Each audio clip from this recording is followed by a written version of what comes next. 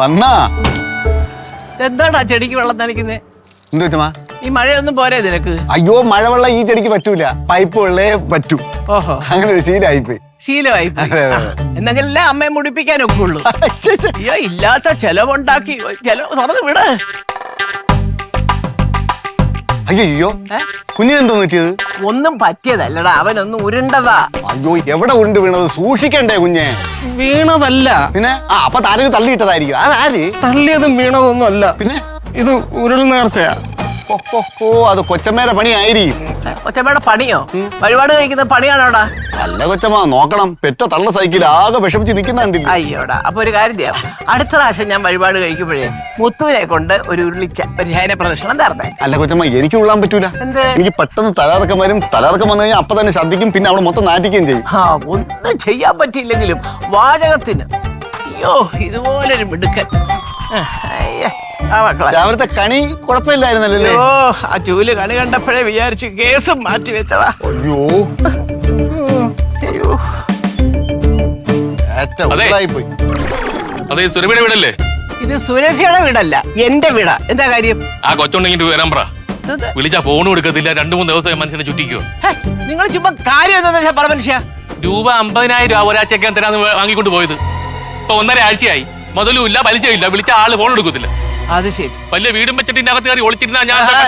Hello, നിങ്ങളിപ്പോ ഈ പറഞ്ഞ ഇടപാടുണ്ടല്ലോ, ഇതുമായിട്ട് എനിക്ക് യാതൊരു ബന്ധവുമില്ല. അതുകൊണ്ട് ഇമാതിരി സംസാരമൊക്കെ ഈ കോമ്പൗണ്ടിന് പുറത്ത് വെച്ച്. നിങ്ങൾ ഇവിടുത്തെ അമ്മയല്ലേ? അതുകൊണ്ട് പൈസ നിങ്ങൾ തരണം. ഞാൻ തരുന്നോ? ഞാനെന്തിനാ തനിക്ക് പൈസ തരുന്നത്? നിങ്ങൾ തന്നെ തന്നേ പറ്റൂ. നീ പുറത്തു വെച്ചല്ലേ പൈസ കൊടുത്തത്? അപ്പൊ നീ പുറത്തു വെച്ചാൽ അങ്ങ് വാങ്ങിച്ചാൽ മതി കേട്ടോ. ഞാൻ ഇവിടെ വന്നിട്ടുണ്ടെങ്കിലേ പൈസ വാങ്ങിക്കൊണ്ട് പോയിട്ട് നീ കൊണ്ടോണ്ടേ പോവും. ചുമ്മാരിക്കാൻ എന്താന്ന് വെച്ചാ പറഞ്ഞ് സെറ്റ് ചെയ്ത് വിടണം. നാണം കെട്ട പരിപാടി. ഞാൻ സംസാരിക്കാം. ചോദിക്കുമ്പോ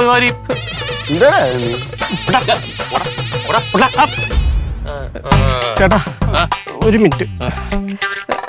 സുരഭിയെ എന്റെ അനിയന്റെ ഭാര്യയെ അവള് പൈസ തരാന്ന് പറഞ്ഞിട്ടുണ്ടെങ്കിൽ തന്നിരിക്കും. ഇനി അഥവാ അവള് തന്നില്ലെങ്കിൽ 2 ദിവസം കഴിയുമ്പോ ചന്ദ്രാസൻ കമ്പനിയിലോട്ട് വന്നാൽ മതി, ഞാൻ തരാം. അത് മര്യാദ. നിങ്ങളൊരു അസുഖക്കാരനാണെങ്കിൽ നിങ്ങൾക്ക് സംസാരിക്കാൻ അറിയാം. അത് ഈ പരട്ടയോടൊന്ന് പറഞ്ഞു കൊടുക്ക്. നീ നമ്മളെ വീടായപ്പോ ഇല്ലെന്നാണ് നിന്റെ മണ്ടാട്ടി. പോടാ നീർക്കോലി, പോടാ. പുറത്തിറങ്ങി കാണിച്ചാടാ. പിന്നെ നീ പുറത്തോട്ട് വാടാ. നീ ഇങ്ങോട്ട് നീ വാടാ. ഇവിടെ തീർത്തിട്ട് പോടാ. നീ ഒന്നും മിണ്ടാതിരി. അവരൊന്നും അങ്ങനെ പറയരുത്. സുരഭി കടം വാങ്ങിച്ചവരാണ്. ഈ കടം പലിശ കൊടുക്കണില്ലേ വീട്ടിൽ എനിക്ക് കണ്ണേറി ഒന്നത് കണ്ടുകൂടാ. പണക്കാരെന്ന് പറഞ്ഞാൽ എനിക്ക് വെറുപ്പാണോ? ഞാൻ അല്ല, അപ്പൊ നമ്മളെ കുഞ്ഞ് പണക്കാരനല്ലല്ലോ. കൊച്ചമ്മ പൈസ തന്നാലല്ലേ പണക്കാരനാവുള്ളൂ. എന്നാലും കുഞ്ഞ് അസുഖക്കാരനെന്ന് പറഞ്ഞപ്പോൾ എനിക്ക് കക്ക ചിരി വന്നേട്ട. പതുക്കെ പതുക്കെ. ഇതൊരു ജന്മ.